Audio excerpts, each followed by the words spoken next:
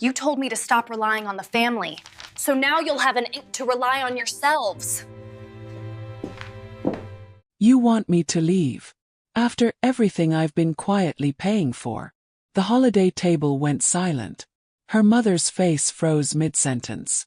Just 3 days ago, 28-year-old Kendra was told to stop relying on the family during what was supposed to be a warm holiday lunch. No one defended her. Not her father, not her 2 brothers.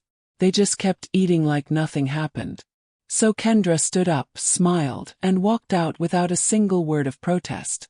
But what happened next shocked everyone. Within 72 hours, the family cabin lost heat and internet. Her brother Mason's weekend plans collapsed. Phone calls turned into panic.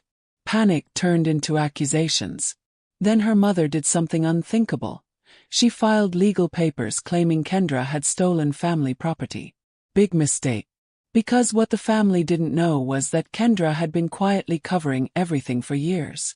The utilities, the maintenance, the tuition payments, the cabin expenses, everything they took for granted.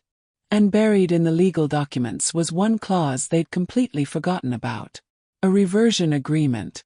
The moment they contested ownership, everything automatically transferred back to Kendra. No court battle. No negotiation. Just done. When they met at a neutral diner to talk things out, Kendra slid a folder across the table. Inside were years of payment records. Thousands of dollars she'd never mentioned. Her father's hands started shaking as he flipped through the pages. Her older brother Stephen turned pale. Even her mother, who always had something to say, went completely silent. For the first time in decades, she had no control. Kendra stood up, smoothed her coat, and said one sentence that would echo forever. You told me to stop relying on the family. So now you'll have to rely on yourselves. No one followed her out. And for the first time in her life, she didn't look back. But here's the real question. What would you do if the people who called you a burden suddenly realized they'd been the ones relying on you all along? Every story deserves to be heard. Subscribe, like, and leave a comment. Your voice keeps the past alive. The envelope arrived on a Tuesday morning, thick and official, with my mother's lawyer's return address embossed in gold. I stood in my apartment hallway, coffee growing cold in my hand, staring at papers that claimed I'd stolen family property. Papers filed by the woman who raised me. Papers that would change everything. But this story doesn't start there. It starts 3 years earlier, when I was 25 and still believed that family meant unconditional support. I'd always been the one who handled things. Not loudly, not with fanfare, just quietly in the background where no one had to think about it. When my older brother Mitchell's wedding venue fell through 2 weeks before the ceremony, I spent 72 hours on the phone finding a replacement. When my younger brother Cameron got a DUI, I drove 4 hours in the middle of the night to bail him out and made sure Mom never found out. When Dad's business hit a rough patch, I co-signed a loan without telling anyone, just sent the monthly payments like clockwork. That's how it worked in our family. Mom controlled the narrative, Dad avoided confrontation, my brothers coasted on charm, and I made sure nothing actually fell apart. We all played our roles perfectly. The family cabin became mine by accident, or so everyone claimed. Grandpa Harrison had left it to me specifically in his will. Not to all of us, not to be divided equally, but to me. 27 acres of lakefront property that had been in our family for 4 generations. Mom was furious when the lawyer read the will. She'd expected it to go to her, or at least be split among all the grandchildren. But Grandpa had been clear. The cabin went to Kendra Marie Thompson, his oldest grandchild, the one who'd spent every summer with him learning to fish and fix the dock and understand why silence could be more valuable than words. I didn't want the conflict, so I did what I always did. I smoothed it over. Told everyone the cabin was still the family cabin, that nothing had to change. We set up an agreement, informal at first, then formalized by lawyers at Mom's insistence. The cabin would remain in my name legally, but function as family property. Everyone could use it. I'd handle the expenses, the upkeep, the property taxes. In return, if anyone ever contested the arrangement or tried to claim ownership, Everything would revert fully to me with no further discussion. It seemed fair at the time. Seemed like I was being generous. What I didn't realize was that I just signed up to be the family's unpaid property manager, financial backup, and emotional shock absorber for the next 3 years. The cabin expenses started small. Heating bills in winter. Internet installation because Cameron needed it for his remote work weekends. A new dock after a storm damaged the old one. Each time I paid without complaint. Each time I told myself this was what family did. But small expenses became large ones. Full roof replacement. Septic system repairs. Upgraded appliances because the old ones weren't good enough anymore. I was covering thousands of dollars in costs for a property everyone used but no one else maintained. And it wasn't just the cabin. Somewhere along the way, I'd become the family's default solution to every problem. Mom's car needed repairs. Mitchell's kids needed tuition help. Cameron's apartment required a security deposit when his credit wouldn't qualify him. Dad's business needed another loan. Every need found its way to me, wrapped in phrases like, "Just this once," and "We're family," and "You've always been so responsible." I never said no. I thought that made me strong.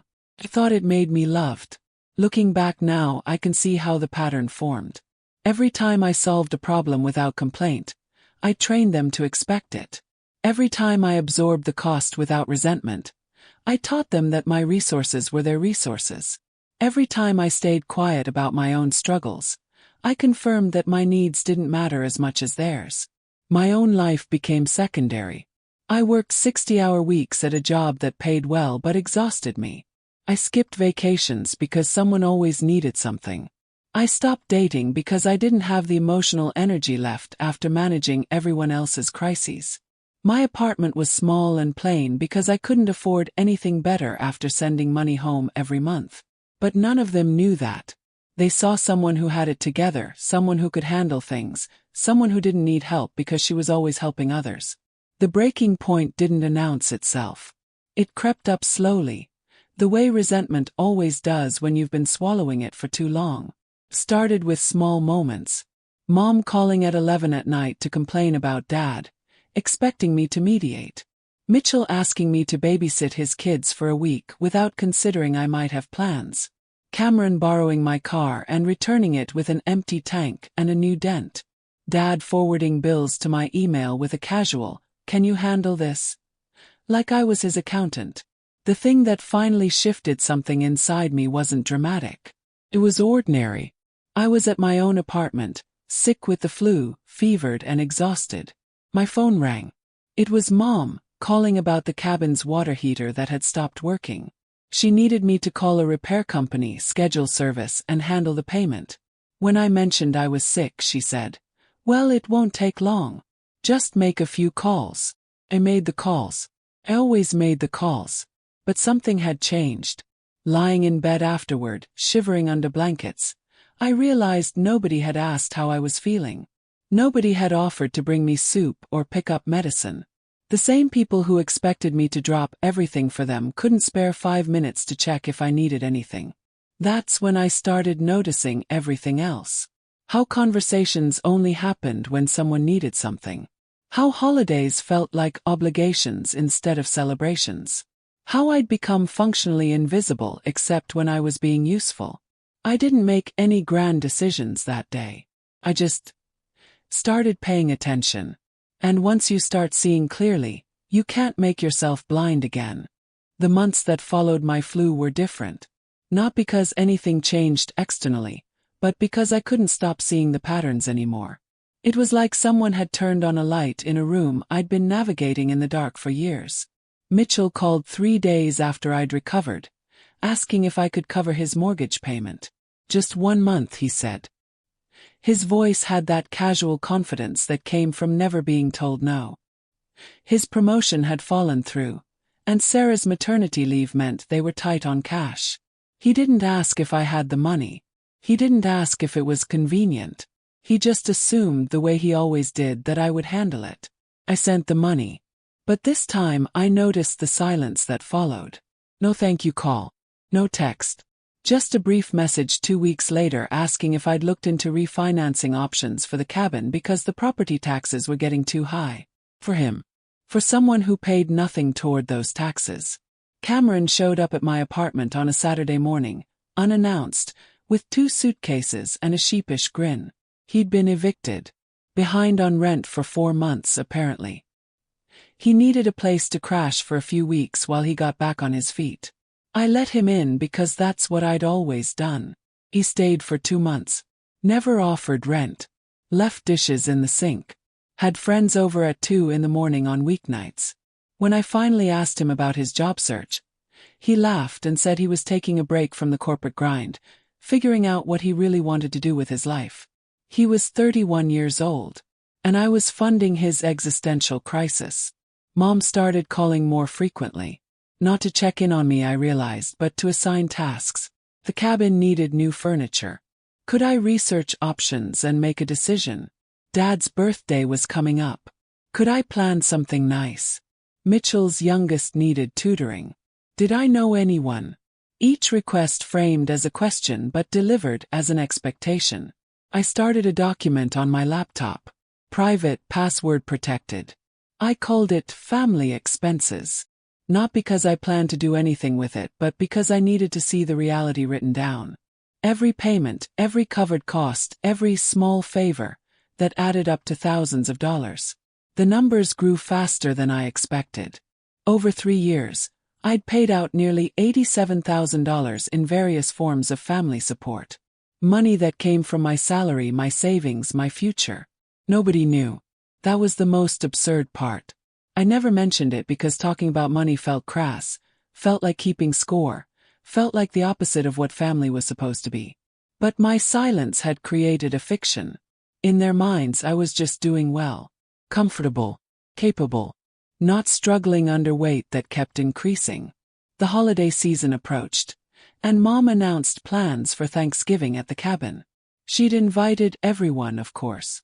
Made menus, assigned dishes, organized activities. She did all of this without consulting me, despite the cabin being legally mine and me being responsible for preparing it for guests. I drove up 2 days early to open the place, turn on utilities, stock supplies, make sure everything was ready. The temperature had dropped early that year, and the heating system was struggling.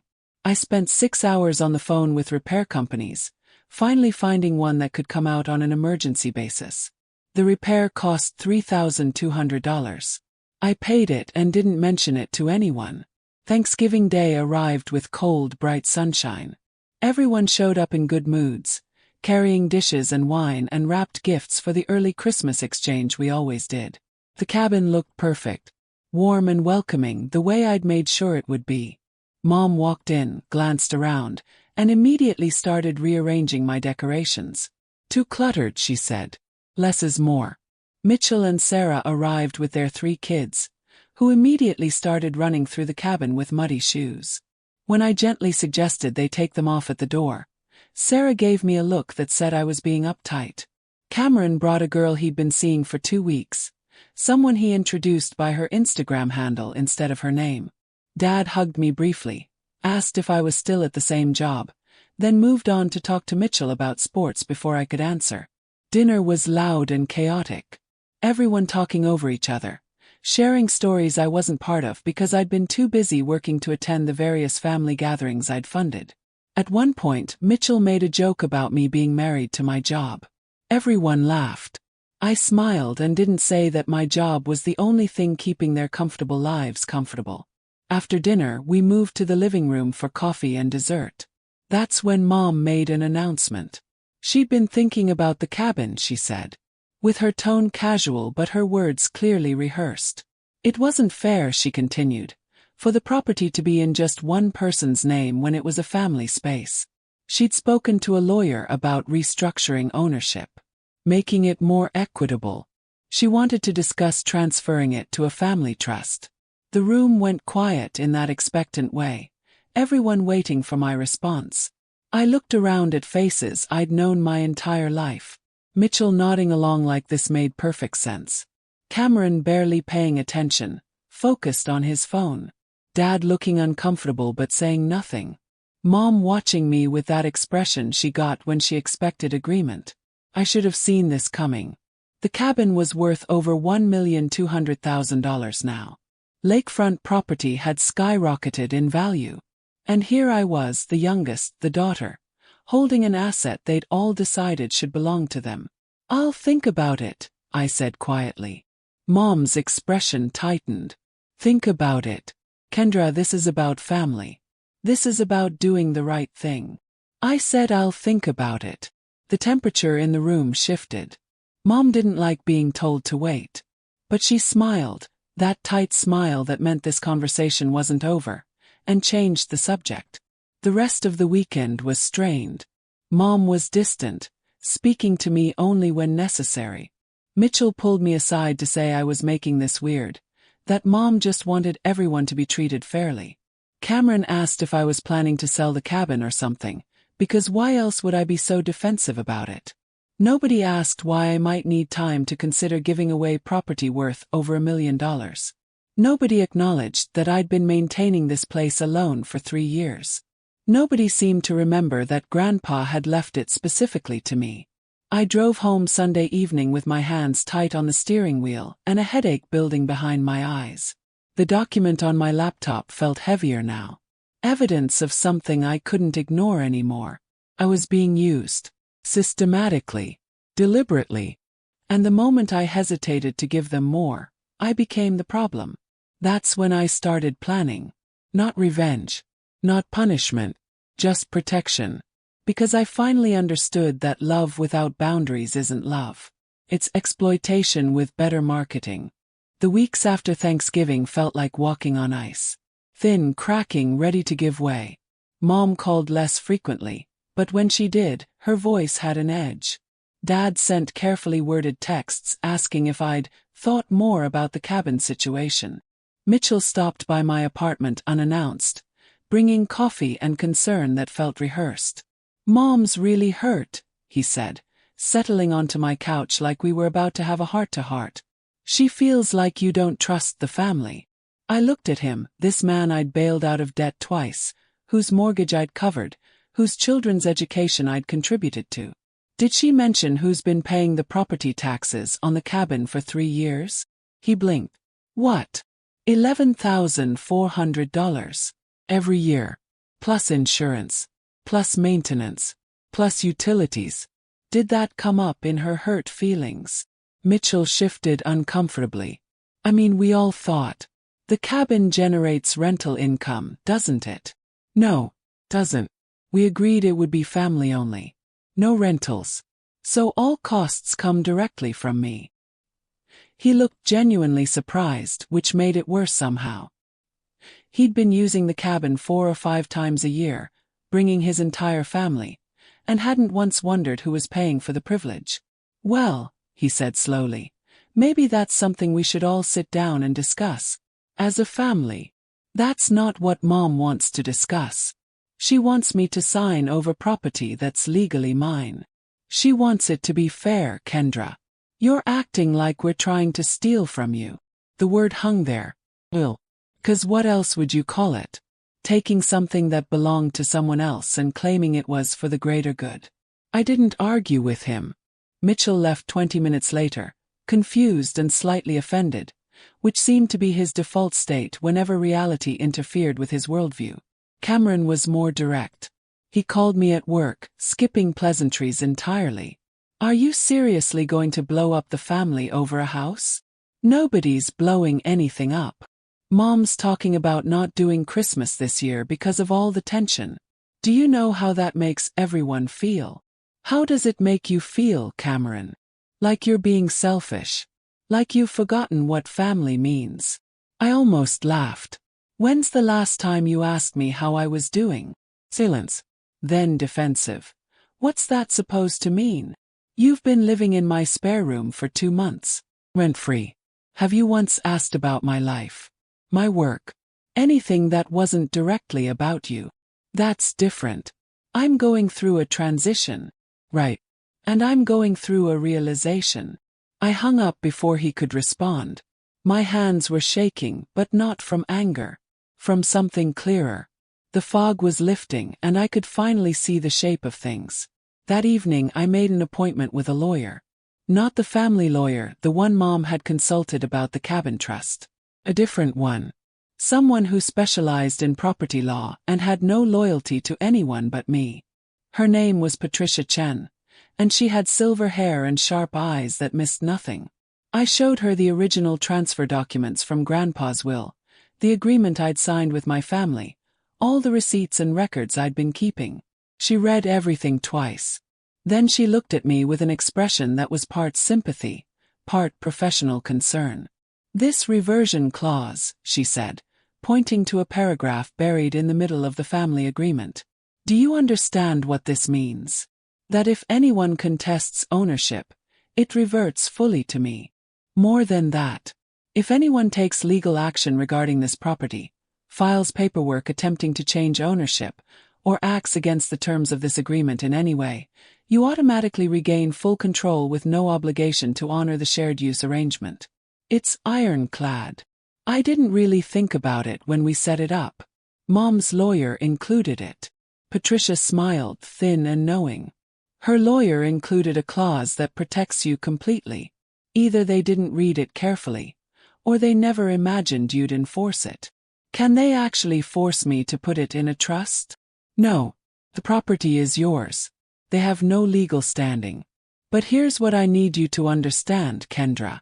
If they push this, if your mother files any formal paperwork, she'll be triggering that clause. And once it's triggered, the shared agreement becomes void. Permanently." I sat with that information, feeling its weight. So if she takes me to court, she loses everything. Access to the cabin. Any claim to its use.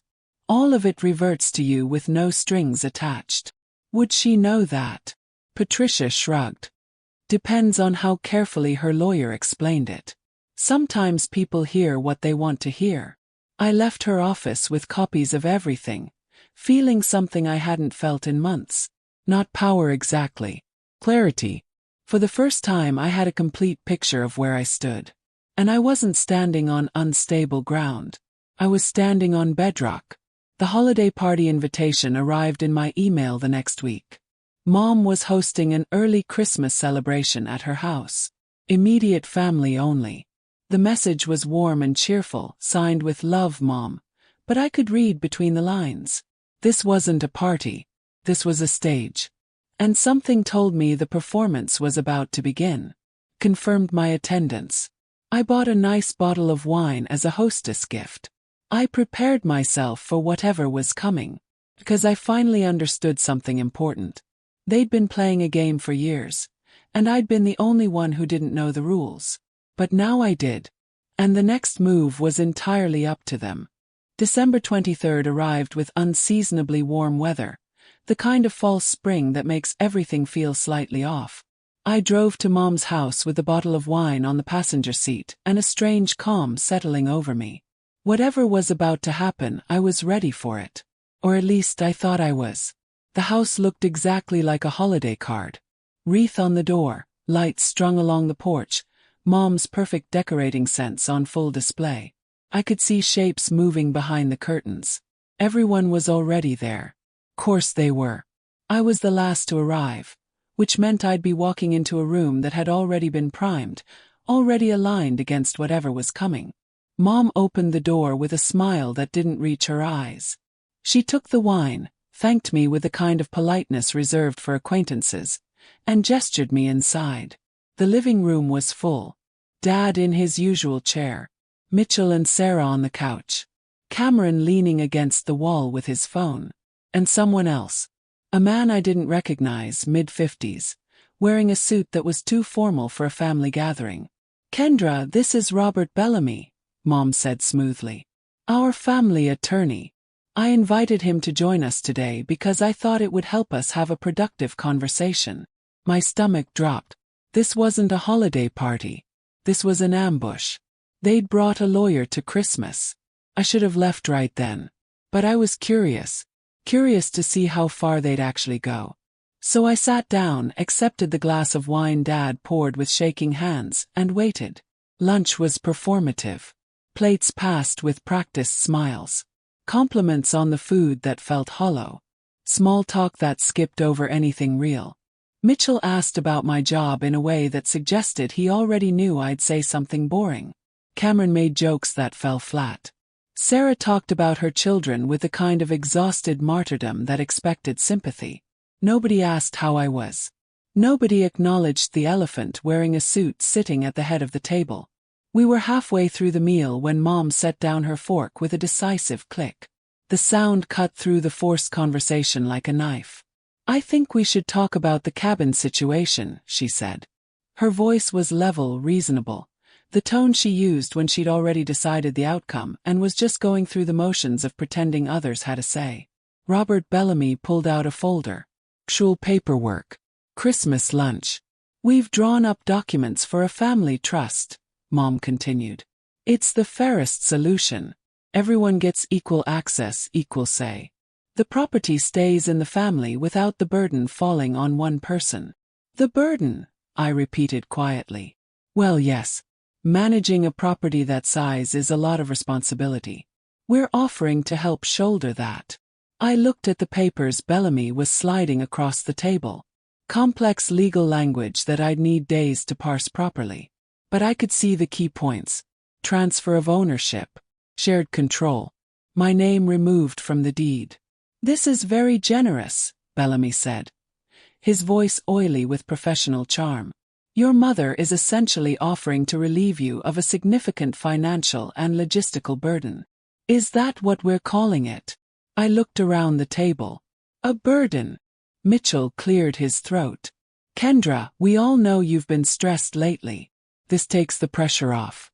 You can still use the cabin whenever you want. As long as everyone else approves," I said, scanning the document. "According to this, any use requires majority vote from the trust board." "That's just a formality," Mom said dismissively. "To keep things organized. And the trust board consists of you, Dad, Mitchell, and Cameron. For votes, I get one. Because there are 5 of us," Mom said, as if explaining something obvious to a child. "So I transfer property worth over $1 million, property that was specifically left to me. And in exchange I get 1/5 say in how it's used."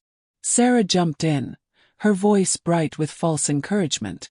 "Think of it as joining the family team. Instead of having all that responsibility alone." I looked at her, this woman who'd never contributed a single dollar to the cabin, who'd brought her children up every summer without asking, who'd once complained that the towels weren't soft enough. She was talking to me about family teams. Something inside me shifted. Not anger. Something colder. "And what happens to the money I've already put into the property?" "Yes. The taxes, the maintenance, the repairs?" Mom waved a hand. "That's in the past. We're talking about moving forward.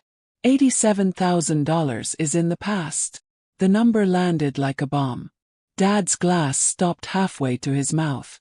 Mitchell's fork clattered against his plate. Even Bellamy looked surprised. "That's what I've paid in the 3 years since Grandpa died. For property taxes, insurance, utilities, repairs, upgrades. Everything that's kept that cabin usable. $87,000. From my salary. My savings." "You never said anything," Mitchell said weakly. "I didn't think I needed to. I thought we were family. I thought you knew." Mom's expression hardened. "If you wanted reimbursement, you should have asked." "I didn't want reimbursement. I wanted partnership. I wanted someone to even notice what I was doing." "This is exactly why the trust makes sense," Mom snapped, her careful composure cracking. "You're clearly keeping score, turning this into something transactional. Family doesn't work that way." The irony hit me like cold water. She was sitting there with a lawyer and transfer documents, calling me transactional. "You're right," I said quietly. "Family doesn't work that way. But this isn't about family anymore, is it? This is about you wanting control of an asset I legally own." "Don't be dramatic," Cameron muttered. I turned to him. "You've been living in my apartment for 2 months. Rent-free. Have you paid for groceries? Utilities? Anything?" He flushed. I've been going through a hard time. And I've been supporting you. Again. Like I always do. Like I do for everyone here. I looked around the table. Mitchell's mortgage when his promotion fell through. Cameron's bail and legal fees from the DUI. The loan for Dad's business. Sarah's medical bills when your insurance lapsed. I've been the family's bank for years. And not once has anyone said thank you. Not once has anyone asked if I could afford it. Silence. Heavy and thick and suffocating. Mom leaned forward, and when she spoke, her voice was cold. Kendra, maybe it's time you stop relying on this family. The words hit me with a force I wasn't expecting. Not because they were cruel, but because they were so perfectly backward.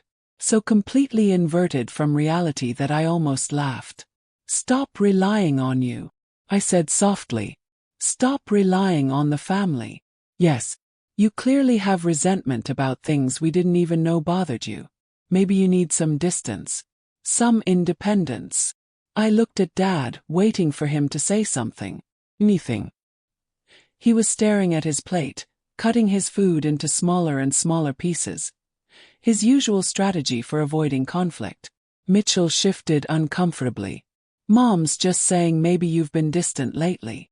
This might be good for you. Distant. I repeated. That word people use when they don't want to acknowledge you've been doing too much. Cameron jumped in, casual and dismissive. Yeah, I mean, if you're struggling, just say that. Nobody's judging. Struggling. From the people who never checked if I was okay as long as their lives kept running smoothly. I felt something crystallize inside me. Cold, clear, undeniable. This wasn't a misunderstanding. This was agreement. Every person at this table, including the lawyer they'd brought to intimidate me, was aligned on the same narrative. I was the problem. I was the one who needed to change. I looked at my mother, at the woman who'd raised me, who'd taught me to be dependable and responsible and selfless. She was watching me with that expression she got when she expected compliance. Waiting for me to apologize, to back down, to sign the papers and fall back in line. I didn't give her any of that. I set down my napkin, folded it carefully, and stood up. Okay. The single word seemed to catch everyone off guard. Mumbling. Mitchell frowned. Bellamy looked confused, like he'd prepared for an argument that wasn't coming. Okay. Mom repeated. Yes. You want me to stop relying on the family. So I will. Kendra.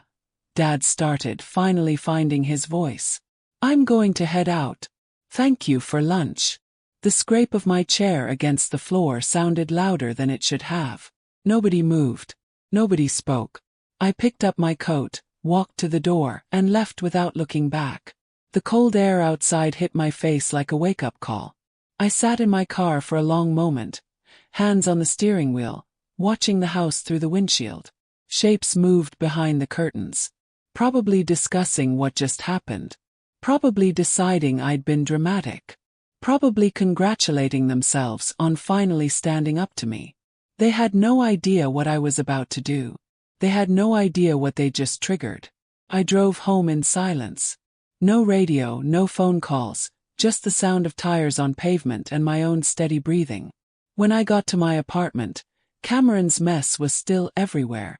Dishes in the sink. Clothes on the bathroom floor. His laptop charging on my kitchen counter. I walked past all of it, went to my bedroom and opened my laptop. Then I started canceling things. Every recurring payment. Every automatic transfer. Every service subscription. One by one, with methodical precision. Cabin utilities. Internet. Heating. Security system. Property management service. Insurance premium reminders disabled. Each cancellation felt like taking off a weight I'd been carrying so long I'd forgotten it wasn't part of my body. I didn't do it out of anger. I did it out of alignment. They'd told me to stop relying on the family. So I was stopping my participation in a system that only worked because I'd kept it running. When I finished, I looked at Cameron's things scattered around my apartment. I pulled out my phone and sent him a text. Simple and clear. You have until Sunday to move out. Pack your things. Then I opened a new document and started drafting an email to my family. Not emotional, Not accusatory, just factual. The pieces were in motion now. And for the first time in years, I was the one moving them. Cameron came home 2 hours later, walking through the door with takeout food and his usual casual confidence. He stopped when he saw me sitting on the couch, laptop open. His belongings sorted into trash bags by the door. "What's this?" he asked, looking at the bags. "Your things. You're leaving on Sunday." He laughed, the nervous kind that meant he thought I was joking. "Come on, Kendra. Don't be like that." "I'm not being like anything. I'm telling you that you need to find another place to stay. Because of what happened at lunch. That's insane. You're really going to kick me out over a family disagreement." I looked at him, this 31-year-old man who'd been living off my generosity for 2 months without contributing a single dollar. "You told me if I was struggling I should just say so. Nobody's judging." "That's not what I meant. I am struggling, Cameron. I'm struggling with the cost of supporting an adult who won't support himself. So I'm fixing that. You have 3 days. His face went from confused to offended to angry in rapid succession. "You know what? Fine. I don't need this. I have friends who'd actually help me out." "Then call them," I said evenly. He left, slamming the door hard enough to rattle the frames on the wall. I sat in the sudden quiet, waiting for guilt to arrive. Didn't. Instead, I felt something lighter. Like a space opening up that had been compressed for too long. My phone buzzed. A text from Mitchell. "Can we talk?" I didn't respond. There was nothing to say that wouldn't be repeated, twisted, and used against me later. Instead, I sent an email to my landlord asking about the process for changing locks, just in case Cameron decided to make things difficult. Saturday passed quietly. I cleaned the apartment, removing traces of Cameron's presence. I organized files. I confirmed all the cancellations had gone through. The cabin utilities would shut off on Monday. The heating system would stop on Tuesday. Internet service terminated Wednesday. By the time they noticed, it would be too late to reverse without significant hassle and reconnection fees. Fees they'd have to pay themselves. Sunday morning, Cameron returned with 2 friends and a truck. He didn't speak to me, just loaded his things with aggressive efficiency while shooting dark looks in my direction. When he left, one of his friends muttered something about family loyalty that I pretended not to hear. The apartment felt enormous once they were gone. Empty in the best possible way. I walked through each room, reclaiming space that had been slowly colonized by someone else's chaos. Monday afternoon, my phone started ringing. Mitchell. I let it go to voicemail. He called 3 more times. Finally, I listened to the message. "Kendra, what the hell did you do? The cabin's freezing. The heat's off. The internet's gone. I was supposed to bring clients up there this week for a retreat. Call me back immediately." I deleted the message. Tuesday morning, it was Cameron. His voicemail was pure anger. "You petty bitch. You actually cut off the utilities. Are you serious right now? That's family property." I saved that one. Evidence, if I ever needed it, of how quickly family property became a weapon when convenience disappeared. Wednesday, Dad called. His message was softer, careful. "Sweetheart, let's talk about this like adults. I'm sure we can work something out. Everyone's upset, but we're family. Call me when you can." The thing that struck me was the timing. Not one of them had called to apologize for the ambush at lunch. Not one had acknowledged what they'd done. They were calling because services had stopped. Because suddenly they had to deal with consequences. Thursday, an envelope arrived. Thick, official, with a law firm's return address. Not Bellamy's firm. A different one. Bigger. More aggressive.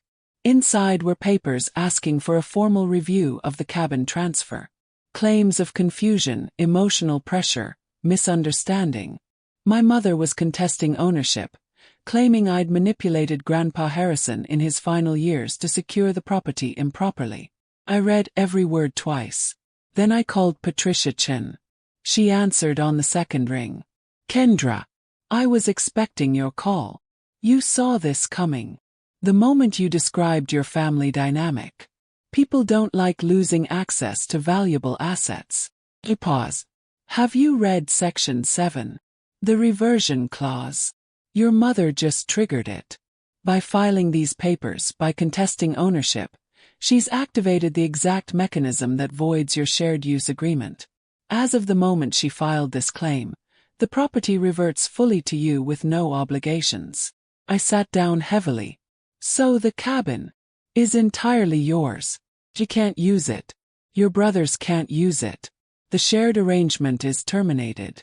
She essentially locked herself and your entire family out by trying to take control. Does she know that? Patricia's laugh was sharp. Based on this filing. Well, her lawyer either didn't explain it properly or she didn't listen. Either way, she just played the only card that guarantees she loses everything. I stared at the papers, feeling the weight of what had just happened. My mother had tried to force my hand, and instead she'd cut her own throat. Legally, cleanly, irrevocably.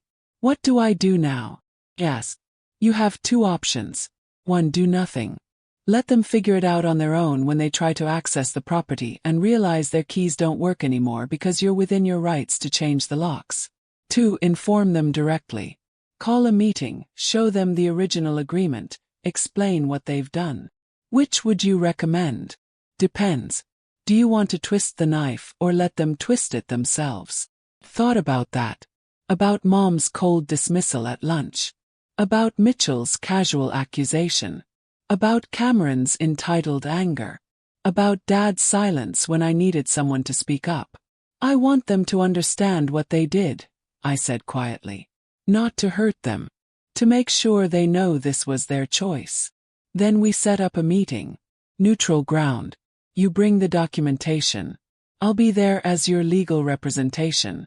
We lay out the facts and let them sit with the consequences. When? As soon as possible. Before they can regroup or strategize. Strike while they're confused. I scheduled it for Saturday. 6 days after the lunch that changed everything. I sent a group text with a time and location, a diner near our old neighborhood. Public enough to prevent a scene. Familiar enough that they couldn't claim I was being deliberately difficult. Mitchell responded immediately. About time. We need to sort this out. Cameron sent a thumbs-up emoji. Dad wrote, I'll be there. Mom didn't respond at all, which meant she'd definitely be there. She never missed an opportunity to control a narrative. I spent the week preparing. Not emotionally but practically. I organized every receipt, every bank statement, every piece of documentation that proved what I'd paid over the years.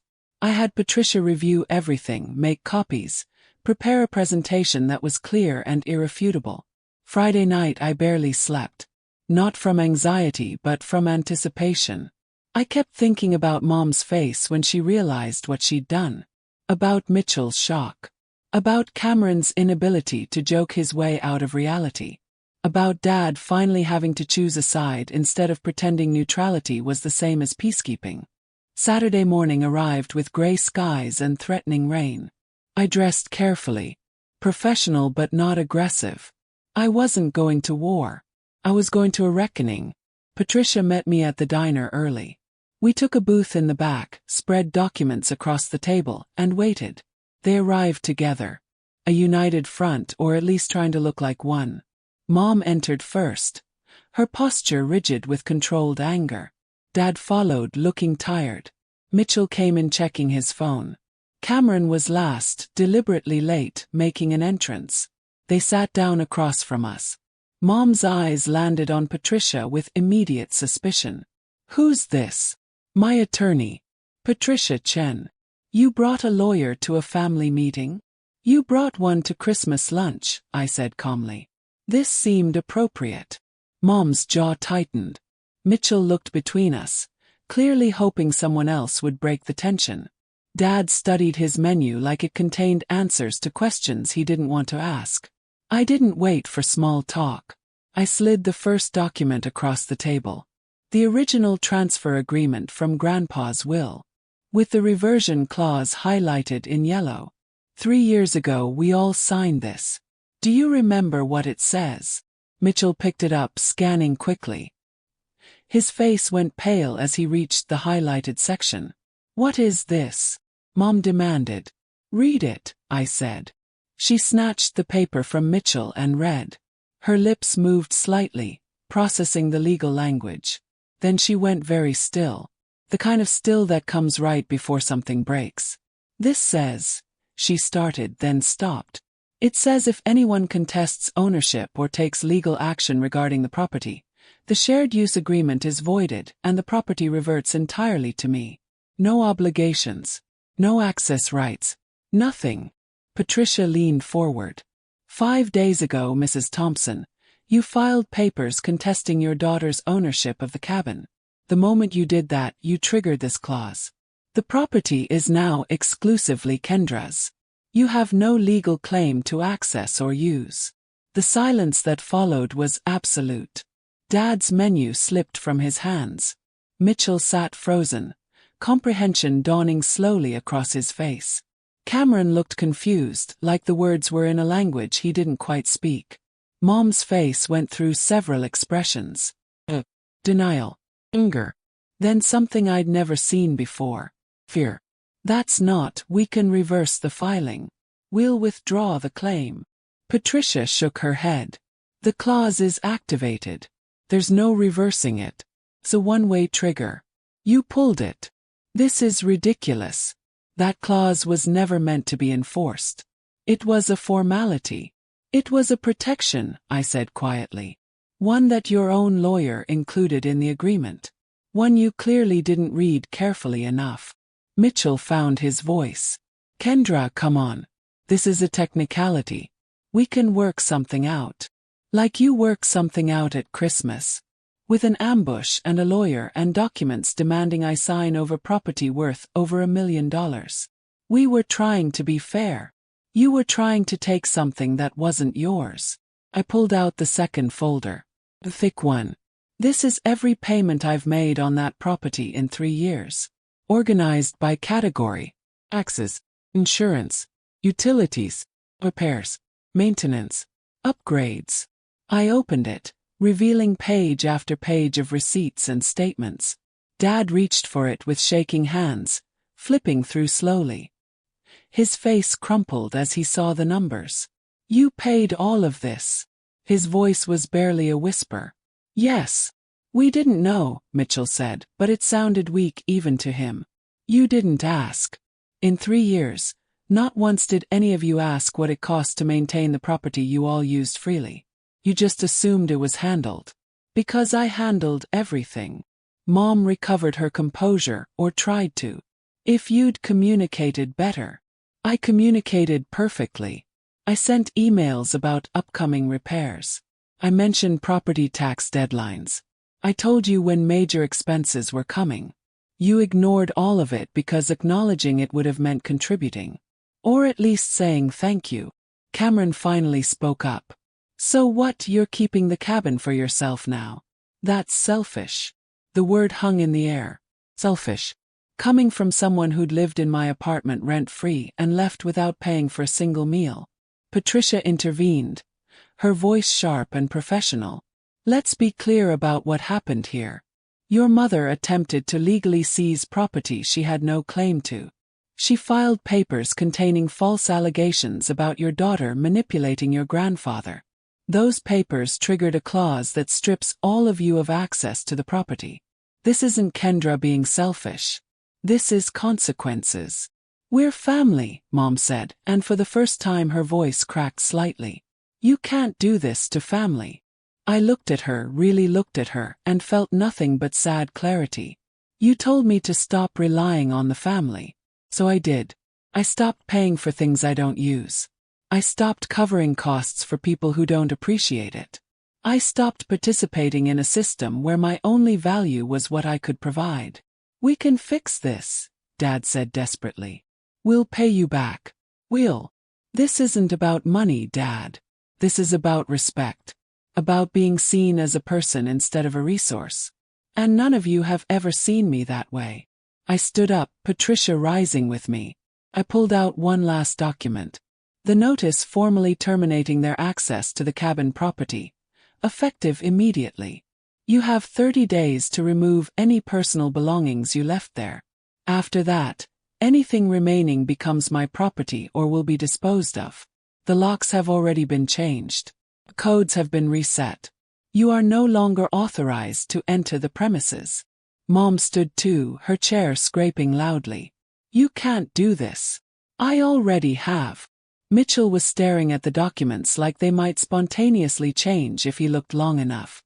Cameron had his phone out, probably searching for legal loopholes he wouldn't find. Dad just sat there, looking older than I'd ever seen him. You told me to stop relying on the family, I said softly, pulling on my coat. So now you'll have to rely on yourselves. I walked out of that diner with Patricia beside me, leaving my family sitting in stunned silence. Outside, the threatened rain had started, light and cold and cleansing. How do you feel? Patricia asked.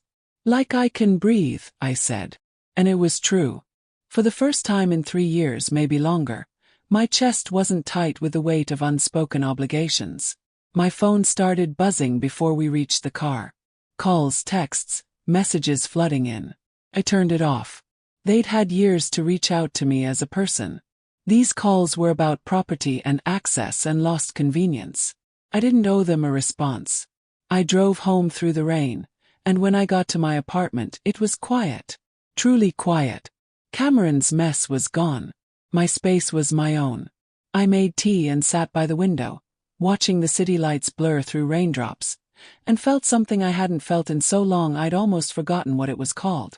The next 72 hours were a masterclass in how people respond when convenience disappears. My phone, once I turned it back on, showed 63 missed calls, 41 text messages, 17 voicemails. I listened to none of them. I read none of the texts. I simply let them accumulate like evidence of something I no longer needed to manage. Sunday morning, Mitchell showed up at my apartment. I watched him through the peephole, finger hovering over the buzzer, deciding. He looked exhausted. Good, I thought. Welcome to how I've felt for years. I opened the door but didn't invite him in. We need to talk, he said. We talked yesterday. Kendra, please. Sarah's crying. The kids keep asking about summer plans at the cabin. I don't know what to tell them. Tell them the truth. That their grandmother tried to steal property that wasn't hers and suffered the consequences. He flinched. That's not fair. What part isn't fair, Mitchell? The part where Mom brought a lawyer to Christmas to intimidate me. The part where you all agreed I was the problem. Or the part where you never once asked what it was costing me to maintain a property you used 4 times a year. We thought. He stopped, seemed to realize there was no good end to that sentence. You didn't think. That's the problem. You assumed. You took. You expected. And when I finally stopped providing, you decided I was selfish. I didn't say that. You didn't disagree when Cameron did. He looked down at his shoes, a gesture so familiar from childhood it hurt. Mitchell avoiding confrontation. Mitchell staying neutral. Mitchell letting other people fight while he kept his hands clean. What do you want from me? He asked quietly. I want you to go home and think about why you're here. Is it because you care about me? Or because you want something from me? His silence was answer enough. That's what I thought, I said and closed the door. Monday the calls started coming from extended family. Aunt Carol, confused about why Christmas plans were suddenly uncertain. Cousin Jennifer, asking if it was true I'd kicked everyone out of the cabin. Uncle Mark, leaving a voicemail about family loyalty and not letting disagreements tear us apart. None of them knew the full story. They'd gotten Mom's version, the one where I'd suddenly turned vindictive and cruel over a minor disagreement. Where I was holding family property hostage over hurt feelings. Where I was the one destroying family unity. I didn't correct them. Defending yourself to people who've already chosen a narrative is like trying to bail water from a sinking ship with a teaspoon. Exhausting and ultimately pointless. Tuesday afternoon, Sarah called. I almost didn't answer, but curiosity won. Kendra, hi. I know things are tense right now, but I wanted to reach out woman to woman. Her voice had that careful, therapeutic tone that meant she'd rehearsed this. Mitchell told me some of what happened, and I just want you to know I understand how you're feeling. Do you? Of course. Family dynamics are complicated. Everyone has their role, and sometimes those roles get confusing. But the kids are really struggling with this uncertainty, and I thought maybe you and I could talk about finding a solution that works for everyone. What role did you think I had, Sarah? What? In the family dynamic. What role did you think I played? She hesitated. Well, you've always been very capable, very independent. We all admired that. You admired it or you took advantage of it. That's not fair. We never asked you to pay for things, to handle problems, to cover costs. You're right. You never asked. You just expected. And I was stupid enough to think that made me valued instead of useful. This isn't about money. You're right again. It's about respect. About being treated like a person instead of a resource. About anyone, asking if I was okay instead of just assuming I'd handle whatever crisis came up next. I don't think this is productive, she said, her therapeutic tone cracking. I agree. Goodbye, Sarah. I hung up before she could respond. My hands were shaking, but not from anger. From relief. Every conversation I didn't engage in felt like another weightlifting. Wednesday brought the email I'd been waiting for. From Mom. Subject line. We need to discuss this situation. The message was long, single-spaced, full of carefully constructed sentences about misunderstandings and hurt feelings and the importance of family communication. She used phrases like moving forward and finding common ground and putting the past behind us. Nowhere in 15 paragraphs did she apologize. Nowhere did she acknowledge what she'd done. But buried near the end was the real message. Your father's health hasn't been good lately. This stress isn't helping. I hope you'll consider what's truly important before making any permanent decisions. There it was. The emotional manipulation. Threatening Dad's health as leverage. Suggesting I was responsible for his stress. Conveniently ignoring that the stress came from her actions, not mine.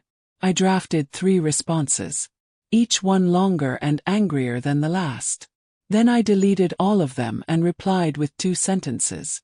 The decisions are already made. They became permanent when you filed legal papers contesting ownership. The reversion clause isn't negotiable. Her response came back in under 5 minutes. You're making a mistake. I didn't reply. Thursday, Patricia called with an update. Mitchell's lawyer contacted me. They want to negotiate. There's nothing to negotiate. I told them that. They're requesting a meeting anyway. They think there's room for compromise. What kind of compromise? Limited access. Scheduled usage. Financial contribution toward expenses. Basically, they want to undo what's been done. Which they can't do. Correct. But they're going to try. Your mother hired Richard Castellano. He's very good. Expensive. Known for finding creative solutions to locked agreements. Something cold settled in my stomach. Can he actually do anything? No. The clause is ironclad. But he can make noise. File motions. Request hearings. Draw this out and cost you time and money in legal fees defending your position. That's the strategy. Bleed me dry until I give in. It's a common one. People with resources try to exhaust people without them. I laughed, the sound bitter even to my own ears. They have no idea how exhausted I already was. Legal battles are nothing compared to 3 years of silent depletion. So you want to fight this? I want them to understand that some consequences can't be negotiated away. Set the meeting. Let them make their case. But I'm not compromising. The meeting was scheduled for the following Tuesday. In the meantime, I did something I hadn't done in years. I went to a movie alone. I sat in the dark theater on a Friday afternoon, watching a film I'd been curious about for months but never had time to see. I bought popcorn and a soda and sat in the middle of an empty row. And for 2 hours, I didn't think about family or property or legal battles. I just existed. Afterward, walking to my car, my phone buzzed. Text from Dad. Can we meet? Just you and me. Please. I stared at the message for a long time. Dad, who'd stayed silent at Christmas. Dad, who'd avoided every difficult conversation. Dad, who'd enabled Mom's control by pretending neutrality was the same as support. Part of me wanted to ignore him. But another part, smaller and more tired, remembered Sunday mornings when I was 8 and he'd made pancakes while Mom slept in. Remembered him teaching me to change a tire when I was 16. Remembered the way he'd cried at Grandpa's funeral, quietly and away from everyone else. Texted back. Sunday, 10 in the morning. The coffee shop on Laurel Street. Just us. His reply was immediate. Thank you. I wasn't sure what I was expecting from that meeting. Apology. Explanation. Understanding. Maybe nothing. Maybe I just needed to look him in the eye one more time and see if there was any part of my father left underneath the conflict avoidance and passive enabling. Saturday I spent the day at the cabin. My cabin now, fully and completely. I drove up in the morning, used my new keys to open the new locks, and walked through rooms that felt different already. Lighter. The space was mine to shape, mine to enjoy, mine to decide about without consulting anyone. I found personal items scattered throughout. Mitchell's kids' toys in the loft bedroom. Sarah's expensive coffee maker in the kitchen. Mom's decorative pillows on every surface. Cameron's fishing gear in the shed. Dad's favorite chair by the fireplace. Saturday I spent the day at the cabin. My cabin now, fully and completely. I drove up in the morning, used my new keys to open the new locks, and walked through rooms that felt different already. Lighter.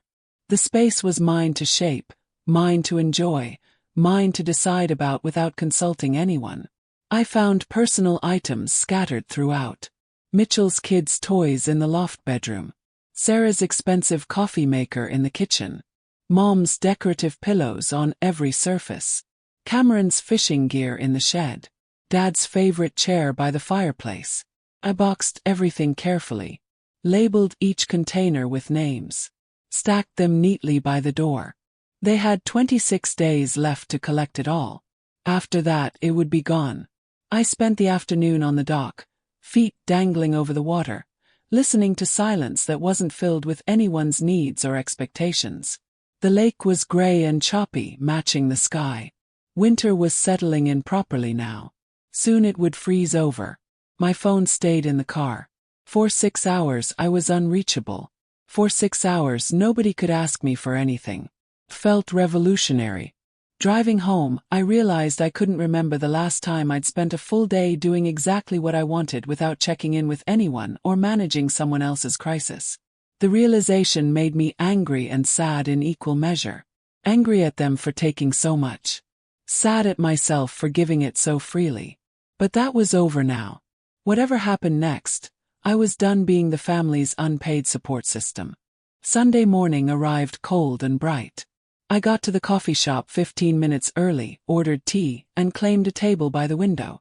The place was quiet, just a few people with laptops and newspapers, the kind of peaceful Sunday morning that felt like a luxury.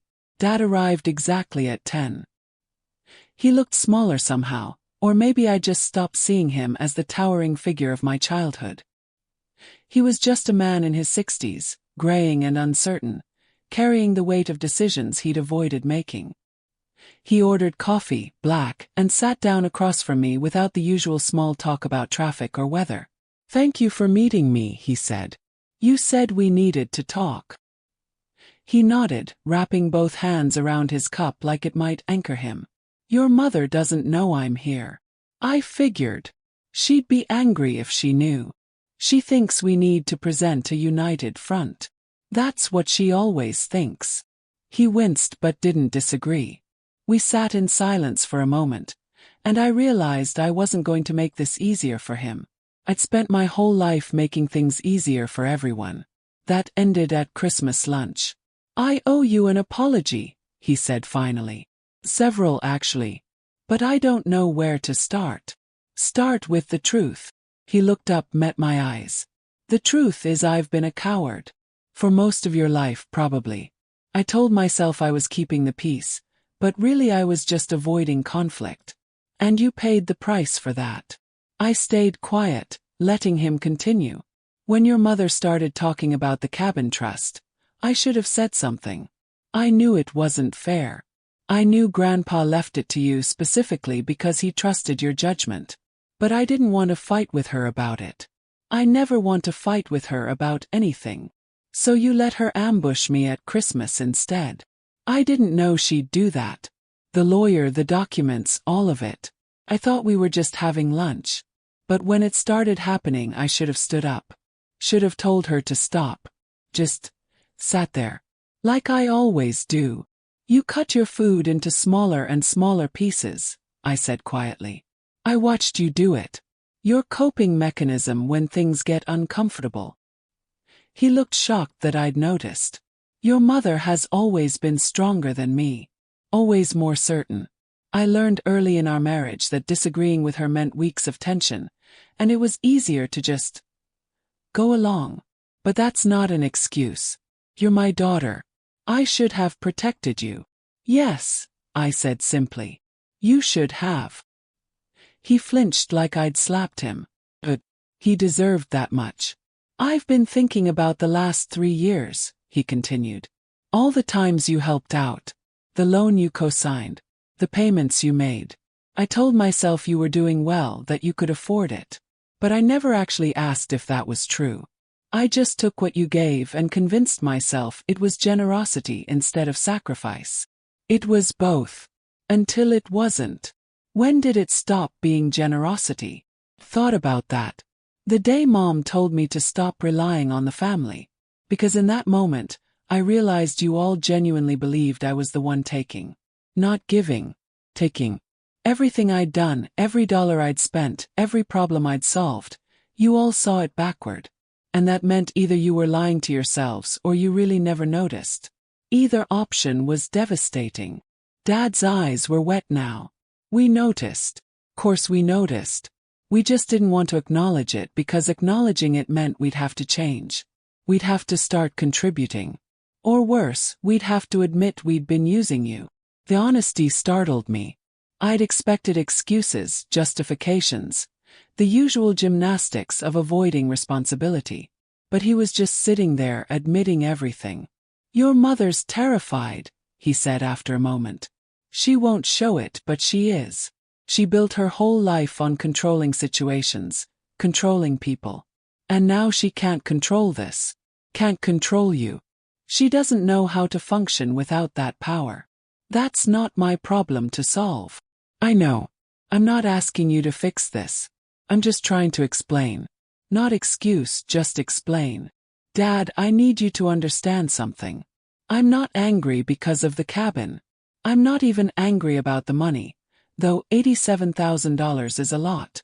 I'm angry because for 3 years, you all made me feel invisible unless I was being useful.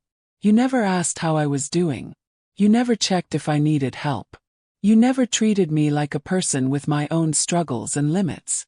I was a resource to be extracted, and when I tried to set boundaries, I became the enemy. He nodded slowly. You're right. All of it. And I don't know how to make that right. You can't. Not completely. But you can stop expecting me to sacrifice myself to keep everyone else comfortable. Is that what you think we expect? It's what you've always expected. And I delivered. Every single time. Until I couldn't anymore. Dad wiped his eyes roughly.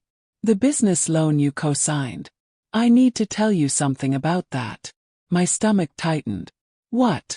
I missed 3 payments last year. Almost defaulted.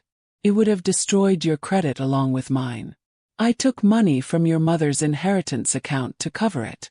She doesn't know. Nobody knows. But if you checked your credit report, you would have seen those late payments before I fixed them. Felt cold. You risked my financial future without telling me. Yes. And I'm so sorry. I was desperate and ashamed and I couldn't admit I'd failed. So I jeopardized you instead. Jesus, Dad. I know. You know. I'll sign whatever paperwork you need to get your name off that loan. It should never have been your responsibility. We sat in silence. The coffee shop buzzed quietly around us. Someone's phone rang. A barista called out an order.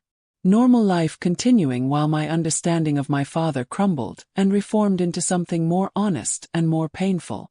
"What do you want from this meeting?" asked finally. "I want you to know that I'm sorry. That I see what we did to you. That I understand why you made the decisions you made. I don't expect forgiveness. I don't expect us to go back to how things were. I just wanted you to hear that from me, directly, without your mother or your brothers or lawyers in the room. What about the meeting on Tuesday? The negotiation? I won't be there. I told your mother I'm done with this. She can fight if she wants, but I'm not participating in trying to take the cabin from you. It's yours. It was meant to be yours. We had no right to try to change that. She's going to be furious. She already is. We've barely spoken since yesterday when I told her. But I can't keep choosing her anger over your well-being. I've done that for too long." I wanted to believe him. The part of me that remembered Sunday pancakes and tire-changing lessons wanted so badly to believe him. But trust, once broken, doesn't repair with a single conversation. "I need time," I said, "to process all of this. To figure out what relationship we can have moving forward, if any." "I understand. Take all the time you need. I'll be here when you're ready. If you're ever ready." He stood up, leaving his coffee mostly untouched. At the door he turned back. "Your grandfather would be proud of you. He always said you were the only one in the family with a spine." I didn't understand what he meant until now. He left before I could respond. I sat there for another hour, tea growing cold, watching people pass by the window, living their lives, managing their own complicated families, carrying their own invisible weights. My phone buzzed. A text from Patricia. Castellano called. They want to reschedule Tuesday's meeting. Apparently there's been an internal disagreement about strategy. Smiled. Dad pulling out had disrupted their united front. Let them scramble. Let them figure out how to function without someone else holding everything together. Texted back. Let me know when they regroup. I'll be ready. Then I went home, opened my laptop and started making plans for the cabin.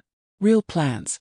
Not maintenance schedules or repair budgets, but ideas about what I actually wanted to do with the space. Maybe an art studio. Maybe a writing retreat. Maybe just a place to exist without anyone else's expectations hanging over me. For the first time in years, I was making decisions based on what I wanted. Not what others needed. Not what would keep peace. Not what would make me useful. Just what I wanted. Felt revolutionary. The rescheduled meeting never happened. 3 days after my conversation with Dad, Patricia called with news. They're withdrawing all legal challenges. Castellano sent formal documentation this morning. Your mother is dropping the ownership contest. I sat down slowly.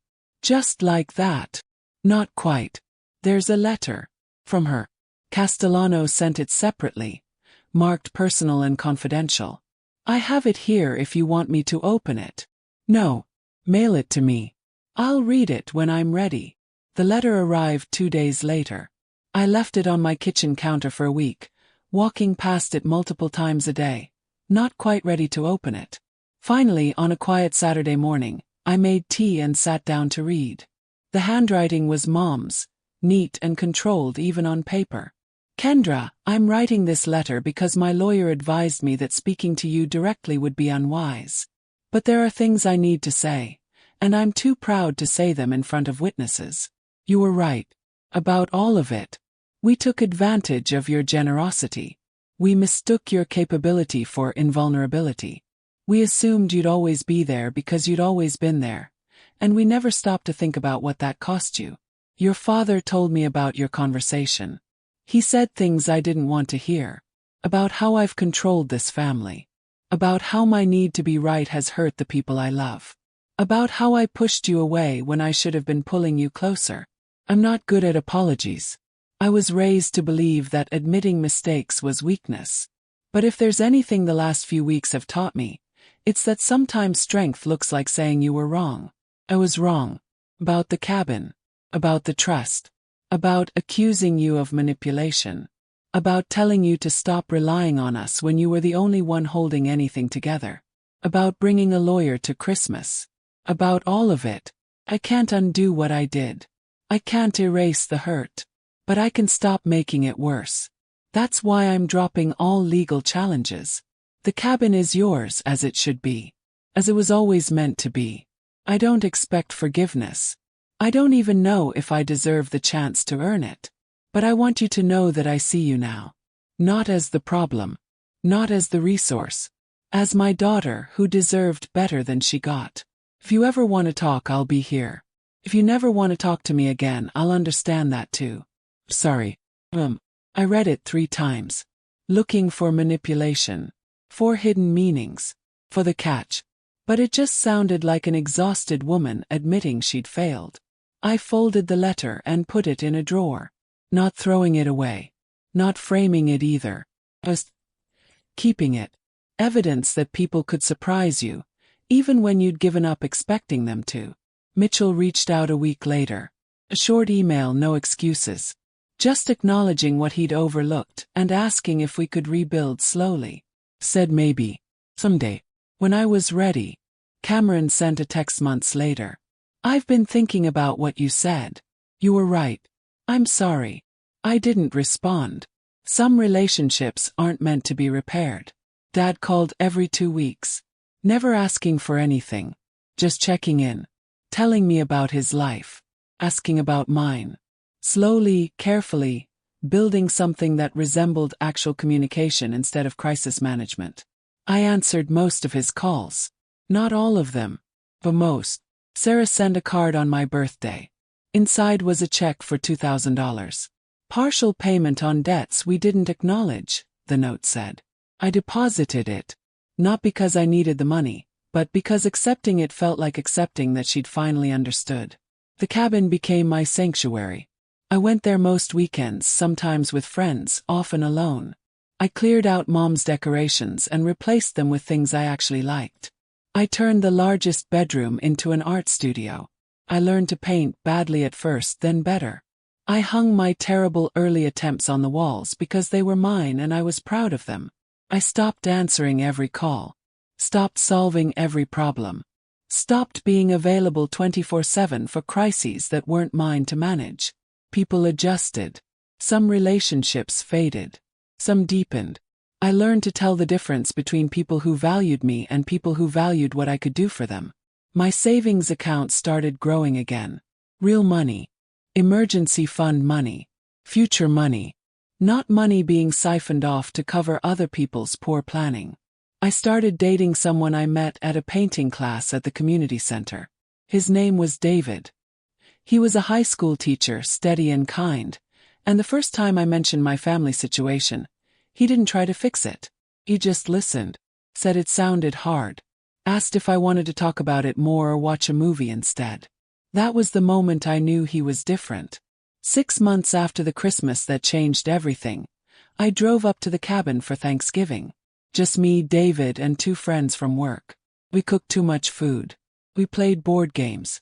We sat on the dock wrapped in blankets, watching the lake freeze. Nobody asked me for anything except to pass the potatoes. Nobody expected me to manage the day or solve problems or make sure everyone was comfortable. It was the best Thanksgiving I'd ever had. On Black Friday morning, Dad called. I know you're probably busy, but I wanted to say something. Your mother and I talked. We'd like to invite you for dinner sometime. No pressure. No agenda. Just dinner. Only if you want to. I looked out at the lake, thinking about all the versions of myself who would have said yes immediately. People pleaser. Peacekeeper. The daughter who thought love meant erasing herself. Maybe in the new year, I said. Let's take it slow. That's fair. That's more than fair. He paused. I'm proud of you, Kendra. I don't think I've ever said that enough. Thanks, Dad. After we hung up, David came out with coffee. Everything okay? Yeah, everything's okay. And it was. Not perfect. Not healed completely. But okay in a real, honest way that didn't require pretending or performing or protecting anyone from uncomfortable truths. I'd spent years trying to hold a family together by making myself smaller, by absorbing every problem, by being the one who never broke. And when I finally did break, when I finally said enough, they called it selfish, called it cruel, called it a betrayal. But standing on that dock, watching ice form on water, I understood something important. Sometimes the kindest thing you can do for yourself is refuse to participate in your own diminishment. Sometimes love means walking away from people who only see you as useful. Sometimes family has to be rebuilt from scratch, with better foundations and clearer boundaries. I didn't destroy my family. I revealed it, showed what it actually was underneath all the performed closeness and forced togetherness. And what I found wasn't worth preserving. So I let it collapse and started building something new, something honest, something that had room for me to exist as a whole person instead of a convenient resource. The cabin would never be family property again. It was mine, fully, completely, without apology or compromise. Just like my life was mine now. My time, my money, my choices, my boundaries. They'd told me to stop relying on the family. I did. And in doing so, I finally started relying on myself, trusting my own judgment, valuing my own needs, understanding that I deserved the same care and consideration I'd been giving everyone else. That was the lesson they accidentally taught me. That was the gift hidden in their cruelty. They showed me I was strong enough to survive without them, strong enough to choose myself, strong enough to walk away from love that only showed up when I was useful. I painted a piece that winter that I'm particularly proud of. It's abstract, all blues and grays and whites like ice forming on water. I titled it Reversion, because that's what it was. A reversion to my original self. The person I was before I learned to shrink. Before I learned to serve. Before I learned to apologize for taking up space. That person is still learning to stretch. Still learning to take up all the room she's entitled to. Still learning to say no without guilt and yes without obligation. Still learning that peace is worth protecting even when other people call it selfishness. But she's learning. Every day. In this cabin by the lake. In this life she's rebuilding piece by piece. In this understanding that sometimes the family you create matters more than the family you were born into. And that's okay. That's more than okay. That's everything. I don't know if my family will ever fully understand what they did. I don't know if we'll ever rebuild something real. But I know this. I'm okay either way. I'm okay because I finally put myself first. I'm okay because I chose my own well-being over their comfort. I'm okay because I learned that some prices are too high to pay, even for people you love. Especially for people you love. Because if they really loved you back, they'd never ask you to pay it. Spring came to the lake slowly that year. Ice melted. Birds returned. Life renewed itself the way it always does. And I was there to watch it happen. Present. Whole. Free. The cabin stood solid on its foundation, weathering another season. Just like me. And that's where this story ends. Not with reconciliation or revenge. Not with dramatic confrontation or tearful reunion. Just with a woman standing on her own ground, finally understanding what she's worth, finally refusing to accept anything less. Sometimes that's the happiest ending of all.